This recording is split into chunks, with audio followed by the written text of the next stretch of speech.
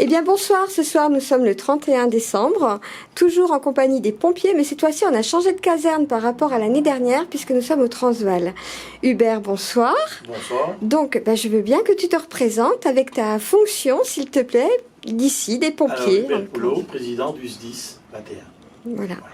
Alors, est-ce que tu peux nous parler un petit peu de cette caserne, qui est la plus grosse de Dijon? Je l'ai appris tout à l'heure. La caserne, effectivement, du Transvaal fait partie, comme ça vient d'être souligné, de la plus grosse caserne de Zadis, c'est-à-dire la métropole de Dijon, puisqu'ici nous avons 120-130 pompiers, en grande partie professionnels, mais pas que. Quelques volontaires aussi viennent participer effectivement au renfort des équipes.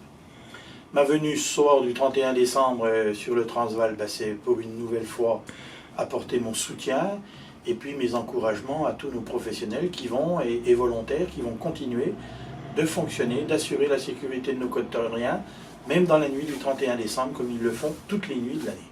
Voilà, mais celle-là est particulière parce qu'on a l'occasion de pouvoir vous voir ici, dans vos locaux, et de pouvoir visiter, comme on l'a fait tout à l'heure, que vous verrez en vidéo, la caserne. Hubert, à tes côtés, le colonel, si tu veux bien nous le présenter, je te prie. Alors, notre colonel Tardieu, qui est directeur adjoint de nos services. Bonsoir, mon colonel. Bonsoir. Nous venons d'avoir la visite du secrétaire général de la préfecture, qui a représenté monsieur le préfet, avec monsieur Poulot, notre président. Pour nous, c'est avec beaucoup de plaisir qu'on les reçoit, parce que comme ça a été souligné, c'est le moment de l'année où tout le monde partage en famille cet événement. Nous, on a aujourd'hui encore de nombreux pompiers, professionnels et volontaires qui sont de garde, loin de leurs enfants et de leurs femmes. Donc c'est important qu'ils puissent avoir ce moment de reconnaissance de la part de leurs autorités. Mon colonel, à vos côtés, le commandant, c'est de lui que je tiens que c'est la plus grosse caserne de Dijon, voilà, parce que je l'ai vu un petit peu avant, et il m'a un petit peu briefé sur cette caserne. Bonsoir. Bonsoir. Mon colonel, vous voulez bien nous présenter le commandant, s'il vous plaît? C'est le commandant Bruchetti. Comme vous venez de le dire, oui, c'est la caserne la plus importante. Le département en compte 42, et celle du Transvaal a une activité très soutenue. On est à plus de 7500 interventions par an. Avec une grande majorité de secours à personne. D'ailleurs qu'on a pu voir, puisque on a pu voir les pompiers en attente, et d'un seul coup, ça a sonné, je crois, 2 interventions en même temps, mon commandant, c'est ça, si je ne me trompe? 3 quasiment. 3, pardon. Une intervention sur Beaune et 2 interventions sur Dijon, au moment de la visite du secrétaire général de la préfecture. Donc voilà, on a pu voir les départs en intervention. Voilà, les départs, les véhicules, mais on n'a pas vu... voir le personnel. Voilà, on n'a pas pu les rencontrer pour les féliciter, ce qu'ils font tout au long de l'année. Alors, votre effectif?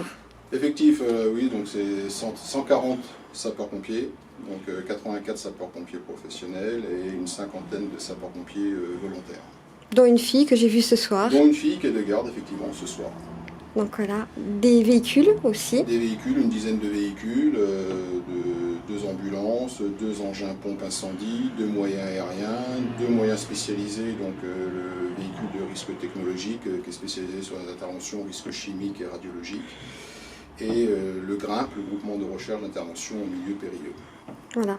On a pu aussi bien voir tout ce que vous pouviez faire, puisque là, vous nous avez expliqué au fur et à mesure de vos véhicules, les interventions que vous pouviez faire. Je crois qu'aujourd'hui, c'est une grosse journée déjà, ça a bien démarré, comme on dit. Ça a bien démarré.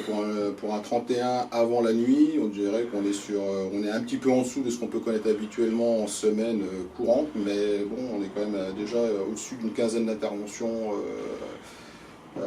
avant 20h. Bon, voilà. Après, en espérant qu'il n'y ait pas trop d'interventions ce soir pour que les collègues puissent être quand même tranquilles.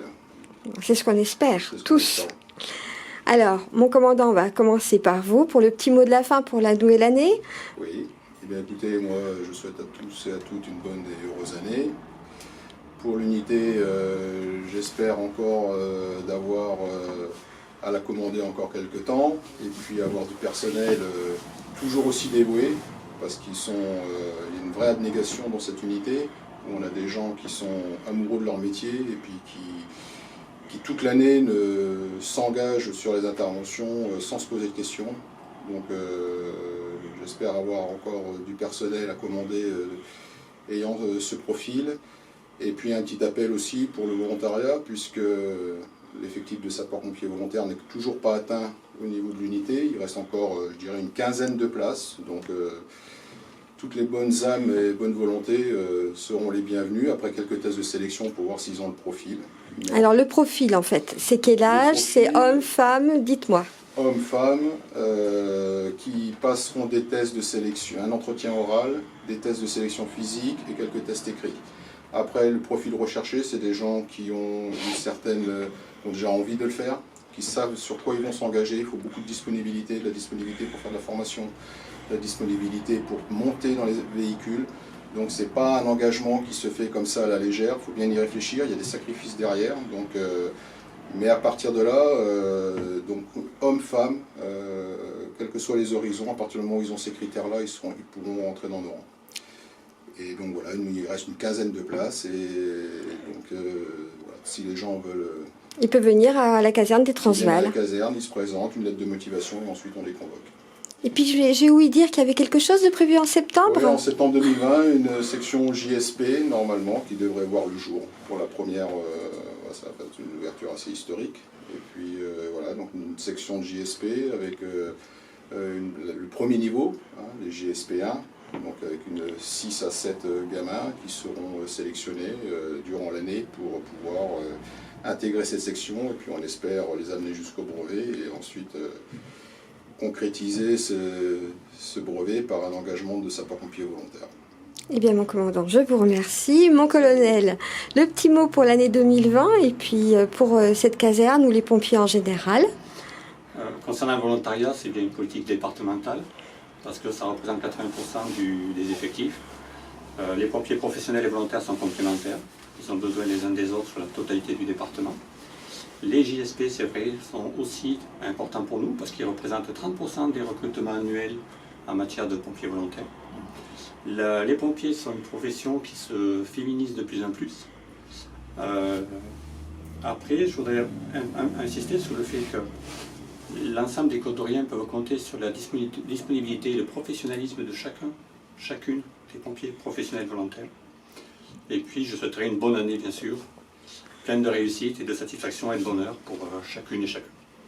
Merci, mon colonel. Hubert, le petit mot de la fin pour toi, cette fois-ci. Merci, et bien sûr, je partage les propos qui viennent d'être dits, mais en plus, je rajouterai tout simplement que j'espère que l'année 2020 sera aussi constructive que l'année 2019 a pu l'être, même si on a connu des mouvements sociaux, mais ça fait partie aussi des réflexions et puis de l'avancée de la profession des sapeurs-pompiers, qu'ils soient professionnels ou volontaires.